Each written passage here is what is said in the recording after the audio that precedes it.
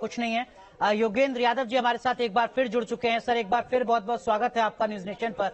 आपने वित्त मंत्री के भाषण को सुना, अच्छी चीज, ये बड़ी अच्छी चीज लगी मुझे। इसके अलावा तो मुझे लगा कि बहुत नाराज थी, कम से कम किसानों और गांव वालों से तो बड़ी नाराज दिखाई दी। पहले के भाषणों में कम से कम वित्त मंत्री अच्छी कविता कहा करते थे, किसान अन्नदाता हैं, किसान की वजह से देश में ये है वो है, बड़े सुंदर डायलॉग दिया करते थे। कुछ कागज की घोषणाएं भी कर देते थे, पैसा वैसा दिया नहीं करते थे पहले भी। इस बार पैसा तो था ही नहीं, कोई घोषणा भी नहीं थी और डायलॉग भी नहीं थे। एक बात स्पष्ट है, किसान आंदोलन की हार से तिलमिलाई हुई ये सरकार अब किसानों से बदला लेने पर आमादा है कि अच्छा तुमने हमारे साथ ये किया बच्चों, अब मैं जेब में जब हाथ डालूंगा ना तुम्हारे लिए कुछ नहीं निकलेगा। ये तो बिल्कुल बदला लेने वाला था। 2.5 मिनट के अंदर बस कुछ काम चलाऊ चीजें कर करा के निपटा दिया, आगे चल दी। लेकिन आप ये देखिए, लेकिन योगेंद्र किन किन चीजों के बारे में एक शब्द नहीं बोला वित्त मंत्री। अगर कोई श्लोक, कोई कविता, कोई शेरो शायरी बजट में रखते तो भी तो दिक्कत थी ना सर। तब भी योगेंद्र यादव कहते हैं कि देखिए सिर्फ डायलॉग बाजी है इसमें और कोई ठोस चीज नहीं है। वित्त मंत्री को तो आप हमेशा दुविधा में डाल के रखेंगे।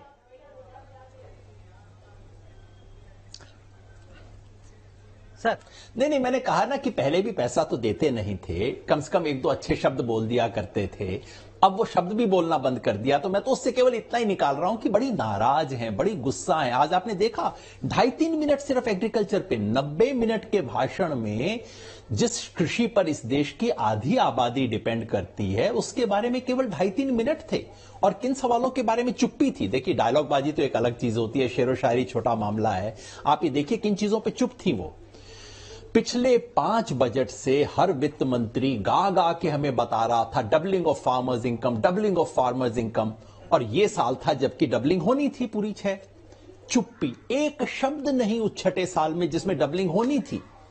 पिछले 2 साल से हमें बताया जा रहा है कि agriculture investment fund 1 lakh crore रुपए का कितना डमरू बजाया जा रहा था। पता लगा कि उसमें आज तक सिर्फ 2500, 2600 करोड़ रुपए खर्च हुए हैं। क्या बोला उसके बारे में? चुप्पी। यह कहा गया प्रधानमंत्री फसल बीमा योजना, कितनी बार से उसका डमरू बज रहा था, क्या हुआ उसका आज? उसके संख्याओं की, किसानों की संख्या कम हो गई है, सब कुछ घट गया है, उसको कैसे ठीक किया जाए? चुप्पी। प्रधानमंत्री सम्मान निधि योजना 6000 रुपए प्रति वर्ष की शुरू हुई थी।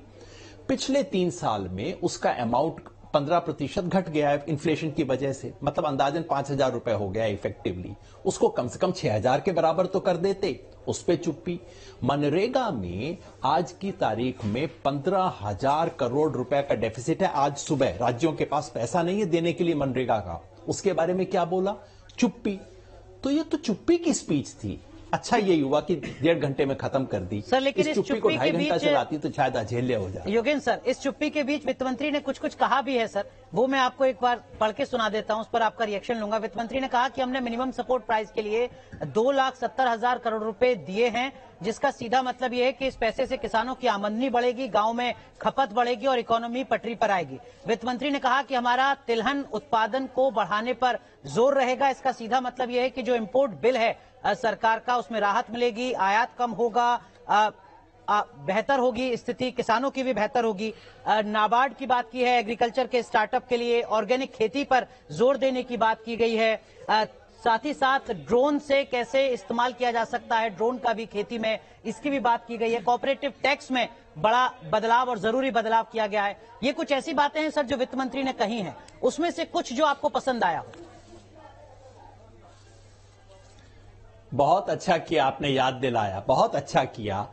उन्होंने 2,70,000 करोड़ नहीं बोला, आपको ठीक से सुना नहीं, 2,37,000 करोड़ उन्होंने बोला है कि किसानों की फसल गेहूं और धान की सरकार की तरफ से कुल खरीद 2,37,000 करोड़ हुई। अनुराग जी एक चीज वो बताना भूल गई, मैं बता दूं, पिछले साल कितनी खरीद हुई थी सरकार के हिसाब से? पिछले साल इन्हीं 2 फसलों में 2,48,000 करोड़ रुपए की खरीद हुई थी। इस साल वो बताती हैं कि 1,208 टन खरीदा गया। पिछले साल कितना खरीदा गया था? 1,286 टन खरीदा गया था। बताती हैं कि हमने 1,63,63,00,000 किसानों को पहुंचा दिया। ये बताना भूल गई कि पिछली साल 1 करोड़ 97 लाख को पहुंचाया गया था। यानी कि सारे फिगर झूठे थे। झूठे इसलिए थे कि वित्त मंत्री को खड़े होकर सर झुका के बोलना चाहिए, मैं माफी मांगती हूं कि पिछले साल से सब चीजें कम हो गई हैं। क्यों नहीं बोला? आप जैसे पत्रकार को भी देखो भ्रमित कर गए, इतना सुंदर आंकड़ा देके वो बोलते हैं कि हम तिलहन का प्रोडक्शन बढ़ाएंगे। तो बहुत अच्छी बात है वित्त मंत्री जी, तिलहन का प्रोडक्शन बढ़ाने के लिए क्या आप तिलहन की एमएसपी बढ़ा रही हैं? क्या किसानों को इंसेंटिव दे रही हैं? या कि अंडमान के जंगल को बर्बाद करने का आपका इरादा है? कहती हैं ड्रोन, ये ड्रोन वाला आइडिया मुझे बड़ा अच्छा लगा कि चलिए पहले सैटेलाइट से एग्रीकल्चर को देखा करते थे, अब सैटेलाइट से ड्रोन तक आ गए हैं। मुझे लगता है अब उम्मीद मेरी बंध गई, किसी दिन जमीन पे भी आ जाएंगे। लेकिन उसमें लगता है 25 साल और लगेंगे, क्योंकि बार बार अमृतकाल का जिक्र कर रही थी, तो 25 साल शायद और लग जाए नीचे आने में। आप बताइए और क्या घोषणा उन्होंने की? मैं तो समझता हूं मजाक है ये किसानों योगेश सर, अपमान है, किसानों के घाव पे नमक छिड़कने का काम हो रहा है। एग्रीकल्चर यूनिवर्सिटी को बढ़ावा दिया जाएगा, फल सब्जी किसानों को पैकेज मिलेगा, कृषि स्टार्टअप को नाबार्ड से फंडिंग की जाएगी और तिलहन के उत्पादन पर जोर, जैसा कि मैंने शुरुआत में कहा। ऑर्गेनिक खेती का भी जिक्र किया वित्त मंत्री ने। ये मैंने पहली बार सुना अनुराग भाई, इस देश के इतिहास में पहली बार किसी वित्त मंत्री ने केंद्रीय बजट भाषण में राज्य सरकारों की एग्रीकल्चर यूनिवर्सिटी का सिलेबस कैसे बदलेगा इसका जिक्र किया है। मुझे समझ नहीं आया कि हंसूं या रोऊं। इस बीच मुझे कुछ और फिगर मिल गए हैं, क्योंकि जैसा मैंने पहले भी आपसे जिक्र किया था, वित्त मंत्री का भाषण एक जगह होता है और वित्त मंत्री के आंकड़े दूसरी जगह होते हैं। पिछले 15 मिनट में मेरे साथी बैठ के आंकड़ों को देख रहे हैं कि आंकड़ों की क्या स्थिति है। तो ये मैं आपको बता दूं, आंकड़ों की स्थिति यह है कि सरकार ने जो देना था एग्रीकल्चर इन्वेस्टमेंट फंड पे, पिछले साल सरकार ने 900 करोड़ घोषित किए थे। अब जो आंकड़े पिछले 5 मिनट में आए, क्योंकि अब मंत्री की बजट स्पीच में आपके दर्शकों के लिए समझा दूं, एक तो मंत्री भाषण देते हैं, भाषण देने के साथ फिर उनका एक बही खाता भी आता है जिसके अंदर किस किस मद में कितना कितना आइटम अलॉट किया गया, वो पिछले 5 मिनट में हमें मिला है। मैं आपके साथियों के लिए बता दूं, आपको सुविधा के लिए, कि एग्रीकल्चर इन्वेस्टमेंट फंड, जिसमें पिछले साल वित्त मंत्री ने 900 करोड़ घोषित किए थे देने के, इस साल उसे घटा के 500 करोड़ कर दिया गया है। जो पीएम आशा नामक स्कीम थी, जिस स्कीम में, 1 मिनट आप पढ़ के मुझे बताएंगे विकास जी, ये 400 है या 100 है? पीएम जी 400। पीएम आशा करके एक स्कीम है जिसके जरिए सरकार कहती है कि हम देश भर में किसानों को एमएसपी सुनिश्चित करवाएंगे। जी, कितने की जरूरत होती है? जैसा आपने अभी आंकड़े पढ़ के सुनाया, सरकार कोई 2.5 लाख करोड़ के करीब की चीजें खरीदती है, जिसके लिए सरकार को पैसा चाहिए। कितना पैसा अलॉट किया है सरकार ने? 400 करोड़ रुपया। पहले हुआ करता था इस साल 1 करोड़, केवल 1 करोड़ रुपया इसके लिए अलॉट किया गया। माफ कीजिए, मैं गलती से गलत पढ़ रहा था जी। 1 करोड़ रुपया। आप समझिए मजाक की हद क्या होती है। पीएम किसान के लिए जो फंड पिछले साल था, ठीक उतना का उतना फंड, मतलब इन्फ्लेशन के लिए बढ़ाया भी नहीं है। हम क्या बात कर रहे हैं? किस तरह का भद्दा मजाक है ये किसानों के साथ सर। लेकिन मैं चाहता हूं कि हम इसके सारे आंकड़े पढ़ें और इसको अपने दर्शकों तक पहुंचाएं। ये जो गंगा किनारे 5 किलोमीटर तक ऑर्गेनिक खेती को बढ़ावा दिया जाएगा, गंगा किनारे के किसानों के अच्छे दिन आ रहे हैं, इसकी उम्मीद आपको लगती है वित्त मंत्री के इस ऐलान से?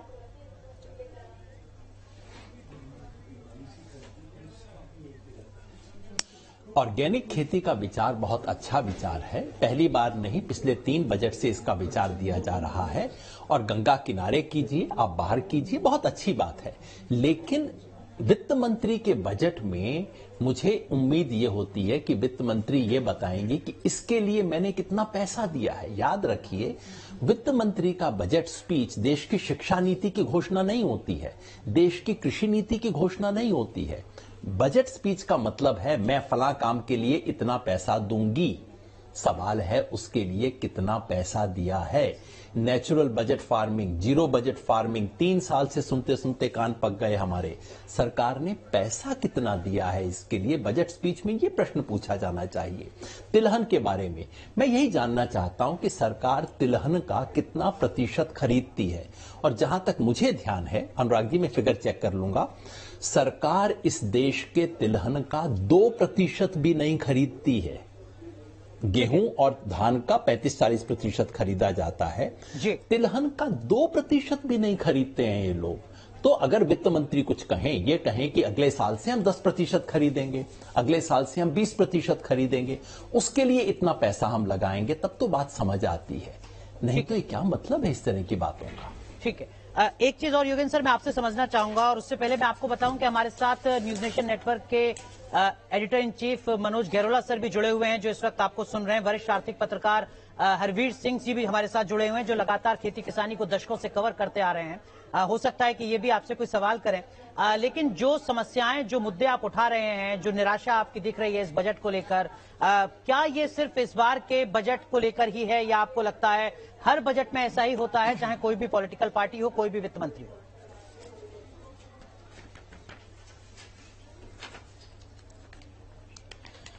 देखिए, इस देश में खेती किसानी की सरकार तो पिछले 70 साल से बनी नहीं, इसलिए तमाम कृषि मंत्रियों से, तमाम बजट से मेरी शिकायत रही है कि साहब कविता क्यों पढ़ते हो, इतना सुंदर सुंदर डायलॉग क्यों देते हो, एक्चुअली किसान को पैसा दिया करो ना। ये बात सच है, लेकिन निर्मला सीतारमण जी की जो उपलब्धि, अरुण जेटली जी की उपलब्धि थी, स्वर्गीय अरुण जेटली जी की उपलब्धि थी कि उसने बजट में किसानों की कॉस्ट को ही की परिभाषा ही बदल दी थी।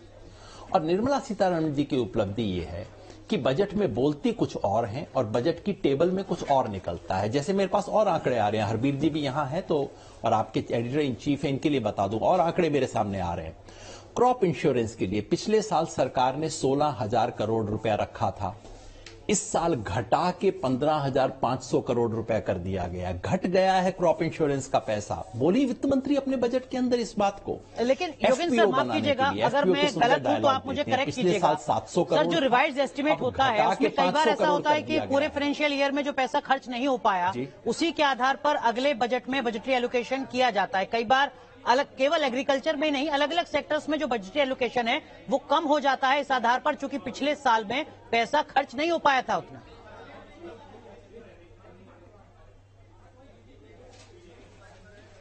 बिल्कुल ठीक कहा अनुराग जी, तो इसलिए मैं आपको और भी डिटेल बता देता हूं। बहुत अच्छा किया, गंभीर बातचीत हो रही है, मुझे बड़ा अच्छा लग रहा है। पिछले साल सरकार ने प्राइम मिनिस्टर फसल बीमा योजना के लिए 16,000 करोड़ रुपया रखा था। खर्च कितना हुआ, रिवाइज एस्टिमेट बता दूं, 15,989 करोड़ रुपया खर्च हुआ। और इस बार सरकार ने उसे घटा के 15,500 कर दिया। अब आप मुझे इसका जस्टिफिकेशन बताइए। ये तो नहीं है कि खर्च नहीं हुआ, खर्च हुआ पिछली बार का सारा। जाहिर है किसानों को इंश्योरेंस देने की कोई नीयत नहीं है। क्रॉप रेजिड्यू मैनेजमेंट के लिए पिछले साल 700 करोड़ रुपया रखा गया था, इस साल कितना रखा गया है? 0/0, कोई बजट ही नहीं उसके लिए दिया गया है। देखिए, और आंकड़े आते जा रहे हैं। जैसे मैंने आपको पहले भी कहा था कि उसकी सच्चाई कुछ और होती है, हाथी के दांत दिखाने के और खाने के और। नरेगा का बजट भी मेरे सामने आ गया है, देखिए बिल्कुल एकदम फ्लैश न्यूज में आपको दे रहा हूं, ब्रेकिंग न्यूज बार बार। 2020-21 में सरकार का जो खर्च था वो था 1,10,527 करोड़ रुपया। 1,10,000 करोड़ रुपया खर्च है सरकार का। 21-22 में खर्च है 97,000 करोड़। और इस बार कितना बजट दिया है? 72,000 करोड़ रुपया। सर, लेकिन मनरेगा तो डिमांड ड्रिवन स्कीम है ना सर? 97,000 करोड़ पिछले साल का रिवाइज एस्टिमेट। सर, मनरेगा तो डिमांड ड्रिवन स्कीम है ना सर? जैसे जैसे डिमांड बढ़ेगी वैसे वैसे बजटरी एलोकेशन होता रहेगा, अगर मैं सही हूं तो। मनरेगा तो मांग आधारित योजना है। बिल्कुल अनुराग जी, बिल्कुल ठीक कह रहे हैं, सिद्धांत रूप में ऐसा ही होना चाहिए। लेकिन उसकी स्थिति क्या है अनुराग जी? आज आप मनरेगा की वेबसाइट आज सुबह की खोल के देख लीजिए, जो मैंने खोली, उसमें क्या दिखता है? 15,000 करोड़ रुपए से अधिक पैसा राज्य सरकारों की देनदारी बची हुई है। अब किसी राज्य सरकार की अगर 1,000-2,000 करोड़ रुपए की देनदारी बची हुई है तो वो राज्य सरकार मनरेगा का काम देगी या उसको रोक देगी? हकीकत यह है कि राज्य सरकारें रोक देती हैं, कहती हैं कलेक्टर को भाई पैसा नहीं है, जरा रोको इसको। पूरे देश में रुका हुआ है। अगर मेरी बात पे विश्वास ना हो, आप अरुणा रॉय को, निखिल डे को इस प्रोग्राम पे ले आइए, जॉन द्रेस को ले आइए, वो आपको बता देंगे कैसे राज्यों के अंदर रुकी हुई है मनरेगा। इसीलिए क्योंकि कहने को डिमांड ड्रिवन है, लेकिन वास्तव में जब ऊपर से पैसा रिलीज होना बंद हो जाता है, मनरेगा बंद हो जाता है, जो कि इस वक्त हो गया है। योगेंद्र सर, माफ कीजिए, मैं आपको रोक रहा हूं। हमारे साथ एक और खास मेहमान धीरेन्द्र कुमार सर जुड़ चुके हैं, तो यही होगा, जिनसे थोड़ा इस बजट को समझने की कोशिश करते हैं, खासकर टैक्स के लिहाज से। धीरेन्द्र सर, हर कोई ये मानकर चल रहा था कि इस बार टैक्स में थोड़ी राहत मिलेगी, कोई ऐलान नहीं किया वित्त मंत्री ने। क्या आपको ऐसी उम्मीद थी कोई ऐलान नहीं होगा? हाँ, मुझे कोई खास उम्मीद नहीं थी इस बजट से, और वैसा ही हुआ। पर्सनल फाइनेंस आपने देखा होगा कि जो सेब पार्ट बी था वो 5 मिनट में निपट गया। कुछ खास बताने को नहीं था, और ना ही कोई बदलाव हुआ है। और इस वजह, और मुझे लगता है कि कुछ बदलाव नहीं होना बड़ी खुशखबरी है। और इस तरह की चीजें इस तरह की चीजें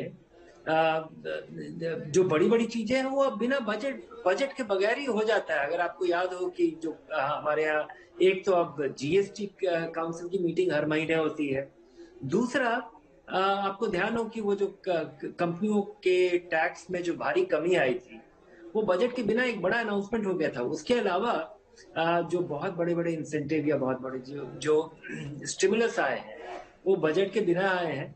तो बड़ा अनाउंसमेंट अब बजट का इंतजार नहीं करता है। ठीक है सर, क्या कुछ इसमें खास है आम आदमी के लिए, खासकर टैक्स के लिहाज से? ये मैं आपसे समझूंगा। एक छोटा सा ब्रेक यहाँ पर ले रहे हैं, माफ कीजिए आपको रोक रहा हूँ, तुरंत हाजिर होते हैं।